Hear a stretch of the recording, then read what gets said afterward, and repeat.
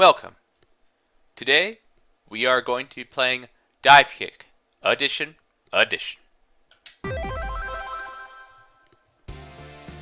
Now, this game has a lot of parodies and very in-jokes about the fighting game community. I'm going to attempt to discuss them all in this video. Feel free to mention the ones I miss in the comments. Let's get started. In the genre of fighting games, probably the most common way to open up your opponent for a big combo is to start off with a dive kick. This game is all about the dive kicks, and that part about opening them up for a big combo, well, you can forget about that. Every hit in dive kick is an instant kill. All of those button combinations you normally had to memorize with other fighting games. Quarter circle forward, quarter circle backward, heavy punch, light punch. Fact of the matter is, the majority of your keyboard, controller, or what have you is going to be collecting dust. Cause in dive kick, you only need 2 buttons to rule the world. As you may have guessed, this game is pretty ridiculous. 1 button is bound to dive, and 1 button is bound to kick. There are no other buttons you're going to need to play this game. But it's not as simple as you may think. This game also has specials, which are unique to each character. Now, your special bar looks like one of your character's shoes. When the meter reaches the blue line, or top shoelace, you can perform your character's air special. And when the meter reaches the green line, or bottom shoelace, you can perform your character's ground special. This game also has headshots. You want to get these as often as possible. Every single time your opponent loses the round as a result of a headshots, they will start the next round without access to their kick factor meter.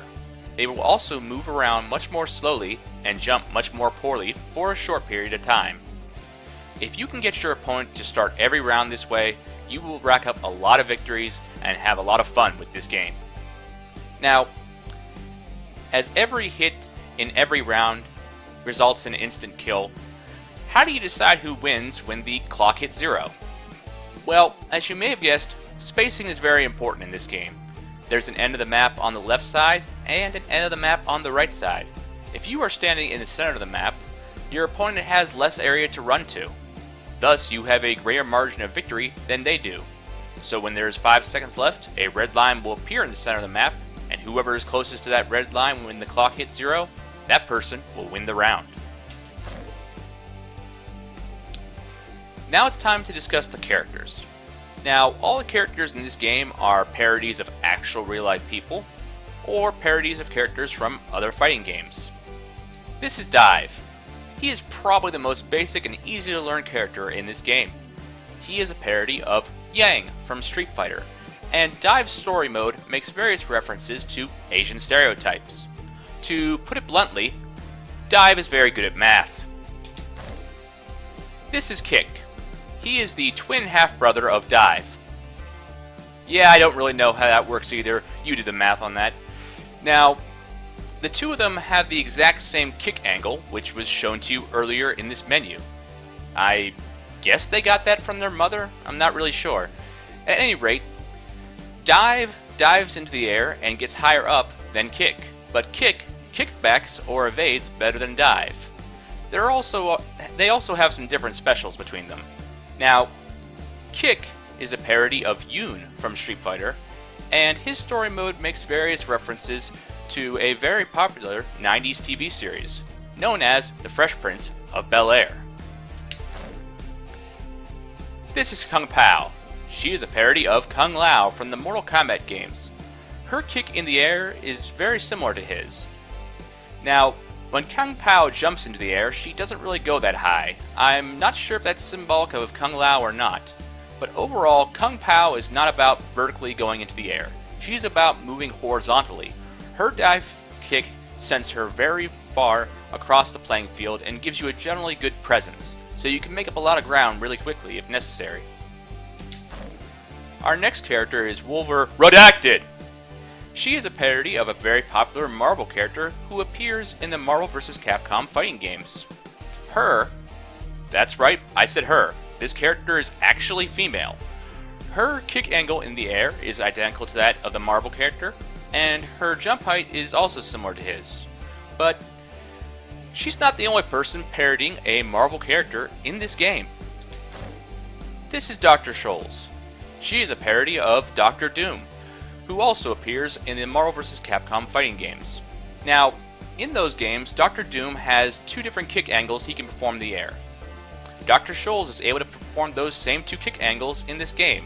She performs one, and then if you hit the kick button again, she will perform the other. This is Mr. N. He is a parody of an actual real-life person.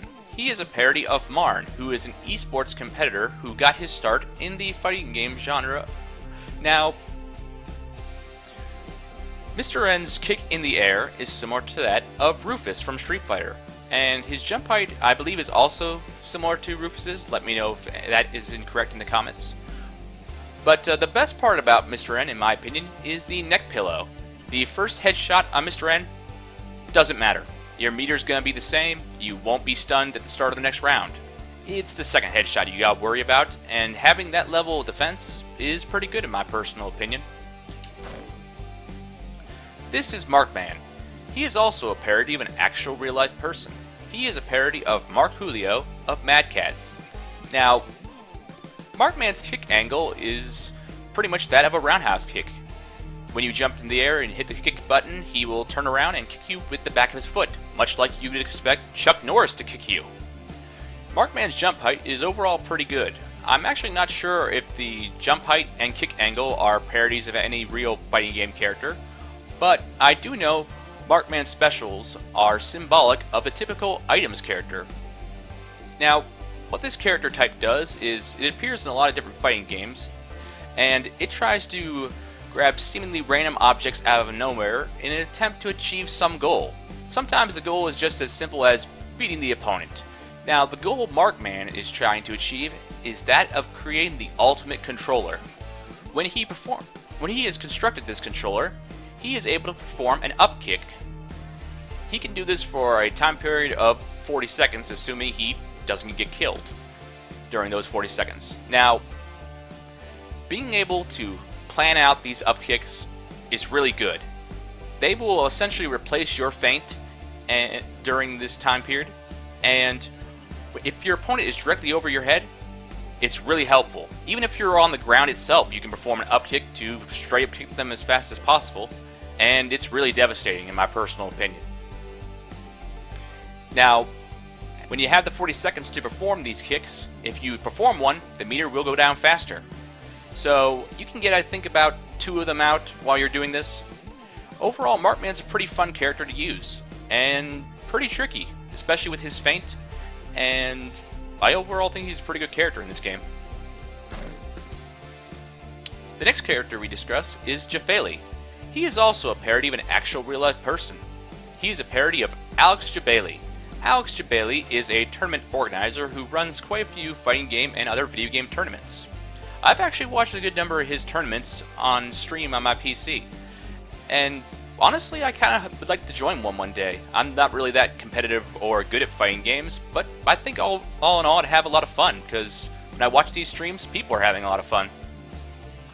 Now, the way Jafali works is Jafali's kick angle is that of a drop kick. He puts his feet out and kicks you much like you'd expect Macho Man Randy Savage to kick you. Now, this drop kick is actually chargeable. You can cover up a good area of the map by charging it up and letting it loose when you're in the air.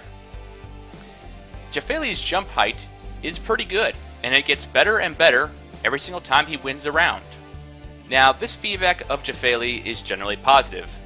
Truth of the matter is, there's a major flaw in Jafali's gameplay. Every single time he wins a round, his head gets bigger, and bigger, and bigger. It's like a balloon, hence why he is able to dive better each round that he wins. Now, this pretty much makes Jafali a momentum-based character. If you can hit your opponent and hit them again and again, you'll win pretty quickly as Jafali as you get stronger and stronger each round. But if your opponent hits you once in the head, you're in serious trouble. They are going to chain victories off of you very quickly, and it's going to be difficult for you to come back. All in all, you want to win and keep winning as Jafali, and if you lose, Get ready to feel some pain. This is S-Kill, or Skill as some people call him. He is a parody of Seth Killian, who is a former Capcom employee in real life. Now, have you ever wondered why there are so many different versions of Street Fighter, all the alphas, all the turbos? Why does this exist? Well, when Seth Killian was an employee of Capcom, he was in charge of a lot of the balance changes for these Street Fighter games. Now, to some degree, you can consider S-Kill to be the Akuma of DiveKick, but that's only in the regard that S-Kill can teleport. In the original version of DiveKick, he teleported all the time. He was always in boss mode. But in DiveKick Edition, he's only in boss mode when his meter is at full.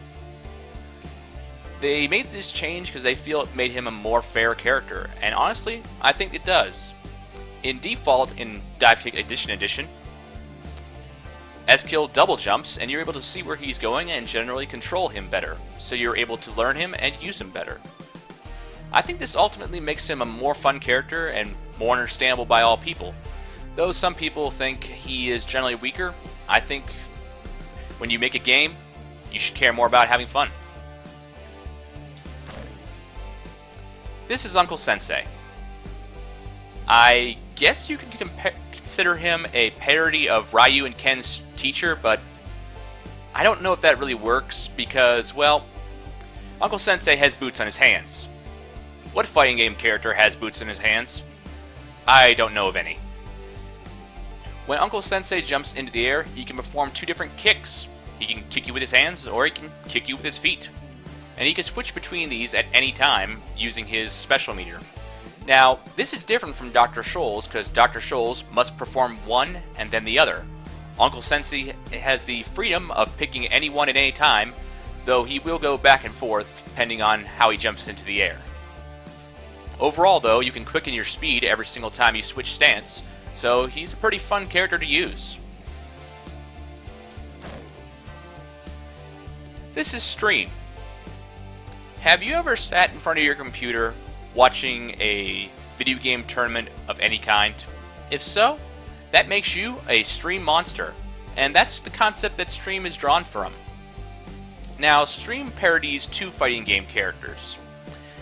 He parodies Dalsum of Street Fighter. He has the exact same kick angle as Dalsum does, and Stream is able to angle this kick to some degree upwards and downwards. Now, Stream is also a parody of Firebrand, who appears in the Marvel vs. Capcom fighting games. Stream's double jump is somewhat similar to Firebrand's various flight elevators, and when Stream reaches full meter, he is able to call out these mini missiles that look like little copies of him. In the Marvel vs. Capcom game, Firebrand is able to call out a little buddy to help him fight as well. It's no fun to stream alone and just watch by yourself. Get yourself some friends and have some fun. Our next character is the Baz. He is one of two characters that was added to this game as a result of a contest. Now, the Baz is actually a parody of three different fighting game characters. In Street Fighter lore, there's a character known as the Baz. I don't know if these two guys look similar in any way, but in Street Fighter, the Baz has been on a lot of possible game rosters, but every single time he's been on these rosters, he's been rejected. He has generally been removed from every single game before its completion, possibly for balance-related reasons, or at least that's what I like to think, because that would be somewhat symbolic to how he works in DiveKick. Now, the Baz's kick in the air is the Mighty Swing. This is a parody of a move from Taskmaster in the Marvel vs. Capcom fighting games. The Baz throws out his lasso and swings across in the air. He can perform two of these every single time he jumps. Now, the Baz's current air special is Bazkoken.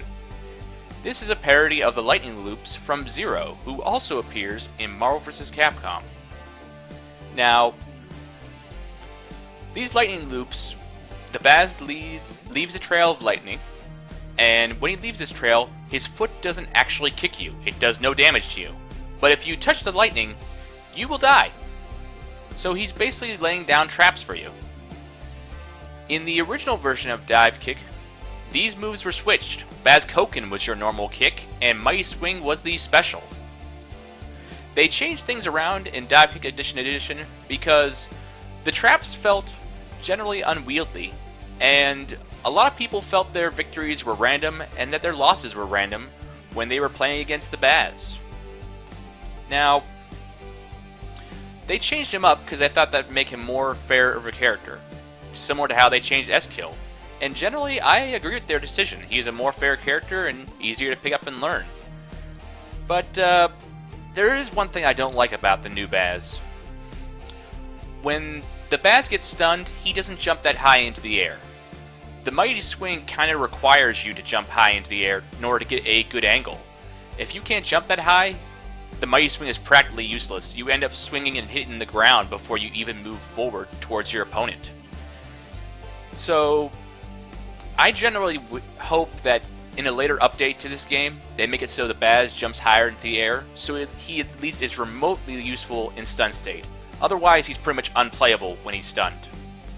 It's either do that, or switch things back to the way they were, and make it so DiveKick is the kick and Mighty Swing is the special. At least by doing that, Kenny would be able to copy the Baz again. Who is Kenny, you ask? This is Kenny. He is the other character that was added to this game as a result of a contest. Kenny is the copycat character of this game. At the start of each round, he mimics a different person of the cast. He, however, isn't able to mimic the Baz because he has no rope. And Kenny does not have boots on his hands, so he is only able to perform the foot stance of Uncle Sensei. Now, Kenny's specials are really, really good. His special in the air is a projectile that homes in on the opponent, and his special on the ground is a projectile that acts as a trap. The homing one is actually really fun and powerful. Now, as his specials are pretty much among the best in the game, a lot of people pick him up and learn him. The only problem is he's difficult to learn since you kind of have to learn every character. On the bright side, DiveKick is a pretty counter-pick heavy game. There are some characters that absolutely wreck other characters. For example, Kung Pao is absolutely wrecked by Redacted! And as a result of the power to counterpick people, and the general mind games of, can you guess who I am this round? Can you guess who I am this round? Kenny becomes a very viable character since people don't know what they're up against and they end up running into what Kenny has before they can combat against it. And that pretty much discusses all the characters. I hope you've enjoyed our discussion of this game. Next time I'm going to actually be playing through the story mode. Now, I kind of want to show how this game works, and yet at the same time I don't want to show just one game on my channel for an extended period of time. At least not at this point in the stage of my recordings. So, I feel I had to give a story mode playthrough as a character that gives people a general basic understanding. No, I'm not going to be playing through the game as Dive. I'm going to be playing through the game as Kenny. As I play through the game, I'm going to say what stance Kenny is in each time to the best of my ability. It's somewhat difficult to tell the difference between kick stance and dive stance. But I'm going to do the best I can, and I'm going to play through the story mode, and I'm going to have lots of fun, and I hope you will join me. Until then, take care.